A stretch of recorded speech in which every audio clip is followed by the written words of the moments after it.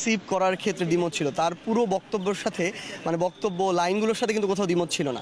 একটা জিনিসকে ওর জায়গা থেকে যেভাবে রিসিভ করেছে খুব স্বাভাবিকভাবে আরেকটা মানুষ আরেকভাবেই রিসিভ করবে, এটা মনে হয়। সেম একটা জিনিস আপনার যেরকম মনে হবে আরেকজনের এরকম মনে নাও হতে পারে ওই জায়গা থেকে। কিন্তু যে বক্তব্যগুলো দিয়েছিল যে একটা হচ্ছে নতুন করে আওয়ামী লীগ, রিফাইন্ড আওয়ামী লীগের যে আইডিয়া, এই সামগ্রিক বিষয়গুলোতে কোনো দ্বিমত ছিল না। এবং আমরা আমাদের জায়গা থেকে স্পষ্ট করে আমাদের পার্টির পক্ষে যেটা বলেছি, আমরা ওই জায়গায় আমরা সবাই ঐক্যমত যে এখানে শুধু বাংলাদেশ সেনাবাহিনী না, এই বাংলাদেশে আর কেউ যেন আওয়ামী লীগের যে কোনো ভার্সনের গল্প না শোনায়, এক।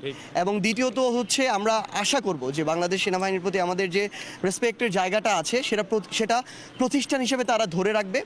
বাংলাদেশের অভ্যন্তরীণ যে রাজনীতি, এই রাজনীতিতে তাদের যে আমরা কখনোই তাদের কোনো হস্তক্ষেপ প্রত্যাশা করব না, বরং তারা প্রতিষ্ঠান হিসেবে দেশের প্রতি তাদের যে দায়বদ্ধতা, তাদের যে কাজ, সেটা তারা ঠিকমতো পালন করে যাবে, এটাই আমাদের প্রত্যাশা। এখন এটা একটা একদম ব্যাধির মতো হয়ে যাচ্ছে এই গুজবটা, এবং যে যার মতো করে ফেক আইডি দিয়ে, ফেক পেজ দিয়ে মন মতো আর কি প্রত্যেক দিন তারা খুনি শেখ হাসিনাকে বাংলাদেশে নিয়ে আসছে, আবার প্রত্যেক দিন পালাওয়ের স্লোগান দিচ্ছে। তো আমরা আমাদের জায়গা থেকে মনে করি কি, এটা যেমন আমাদের অবশ্যই এখানে সেল করতে হবে, বাংলাদেশে এখন অন্তর্বর্তীকালীন সরকার কিংবা সামনে যে নির্বাচিত সরকার আসবে তাদেরও এরকম অ্যান্টি প্রোপাগান্ডা সেল করা উচিত, কারণ এটা মানুষকে বিভ্রান্ত করে, জনমতকে বিভ্রান্ত করে। এবং আরেকটা গুরুত্বপূর্ণ বিষয় হচ্ছে জনগণকে এই বিষয়ে সচেতন হতে হবে।